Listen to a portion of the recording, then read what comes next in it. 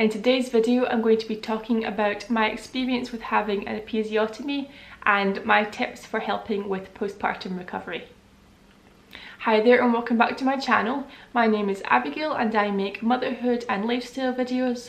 So if you want to see more videos like this, then go on down there and hit the subscribe button and turn on the bell notifications so that you won't miss a video from me. So today we're going to be talking about episiotomies. So if you don't know what an episiotomy is and you've just stumbled across this video, then let me just explain for you. So what it is when you are giving birth and you are kind of at the end of giving birth and your baby's head is coming out of your vaginal hole. Sometimes the baby's head it's not too big, but it gets stuck for whatever reason and it can't get out. So this is your baby's head and this is trying to get out of your vaginal hole and it just can't get past a certain point for whatever reason. So what an episiotomy is that they basically snip down here. So this is your vaginal hole and they snip down here like this and essentially physically just make the hole bigger so that your baby's head can come out, and that's what an episiotomy is. So I suspect that you're either here if you are a loyal subscriber of mine. If you are, thanks very much. And if you just stumbled across this video because you've had an episiotomy, then I really hope this video helps you and gives you some useful tips. So my experience is I gave birth in a hospital. I pushed for about 4.5 hours before they decided, right, do you want an episiotomy? Because the baby's head was going out and in and out and in every time I pushed, and it wasn't actually, it wasn't coming out, and I was absolutely exhausted by the end of 4.5 hours. So when she said to me, do you want an episiotomy? I was like, yes. Because up until that moment during labour, I hadn't thought about it, even though I thought about it pre-labour and I was really against it. During labour, I hadn't even thought about it being a possibility, and I was reaching the end of my tether with regard to pushing, and I didn't know what I'd be able to do next because I knew it wasn't working properly. So an episiotomy was a blessing in disguise. Like, that was a proper blessing for me in giving birth. And yeah, I had a pretty good experience with it overall. So straight after they gave me the episiotomy, after they snipped me, I got a little bit of skin to skin time with my son who was born. I would say this is one thing that I wasn't really upset about it, but looking back, I would have liked to have had more skin to skin time with my son, just because of course they're so new and you want them to bond with you straight away. So that's something that kind of was limited for me because I had an episiotomy and they had to whisk me off and take me to be stitched up. But what did happen was my husband had a skin to skin with Samuel, so it kind of worked out all right. Like, he and Samuel bonded as well. But yeah, I would have liked to have had personally more time to bond with Samuel. These stitches themselves weren't very painful for me. They were more uncomfortable, but then I was in like a super big cloud 9 high from just having had the baby and from the lack of contractions, because my goodness, contractions are pretty painful, and the relief after contractions, like, for me it was like nothing else. Like, that's probably the best feeling I've ever had in my entire life, is just not having contractions anymore. So I don't actually know how good my gauge of pain was at that stage, because compared to the contractions it was nothing. Like, I didn't bother at all. So if you're worried about the pain and you think you might have an episiotomy, if you're just in general worried about having an episiotomy or the potential of having one, I would say don't worry too much about the pain, because that was not a big thing of the pain of getting when you get stitched up, because that wasn't a big deal for us.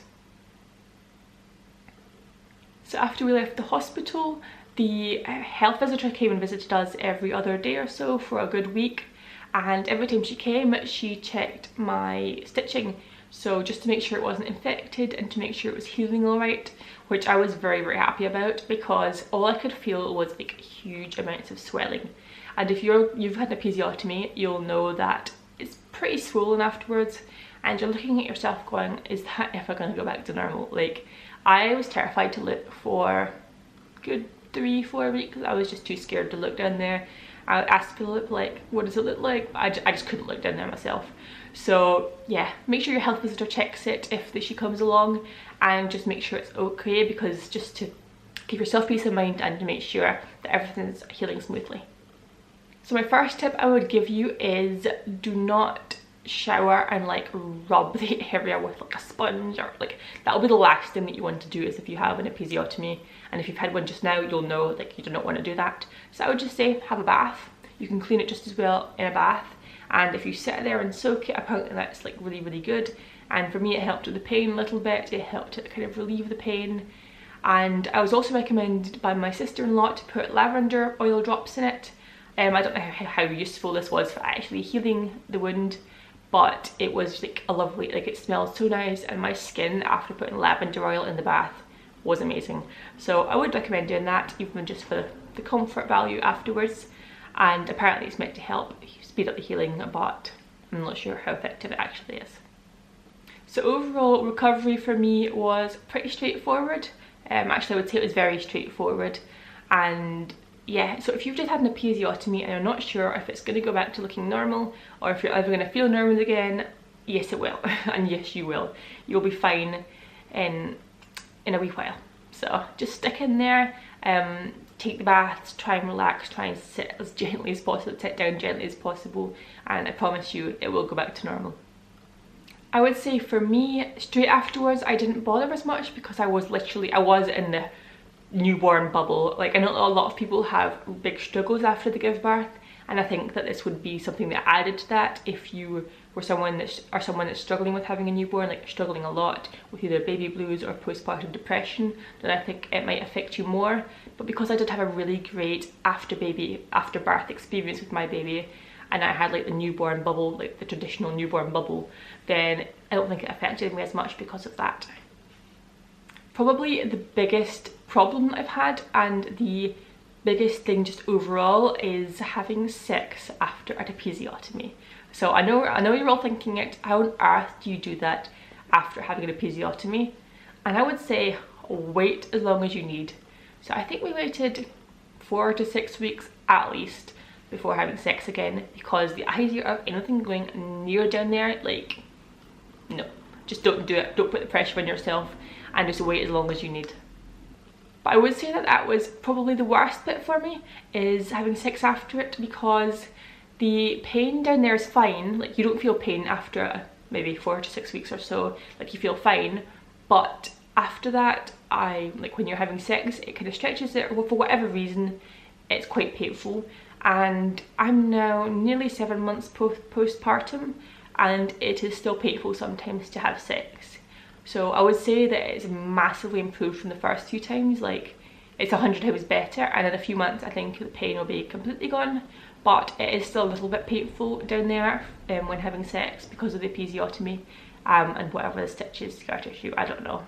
But yeah, so that's probably the biggest kind of negative that I would say that has affected me the most. So I would say that overall the experience was okay. Like, of course, ideally, if you're about to give birth and you're worried about this, ideally you don't want to have an episiotomy. Ideally your baby just shoots out there into the world in happy fabulousness. But if you do have to have an episiotomy, it is not the end of the world.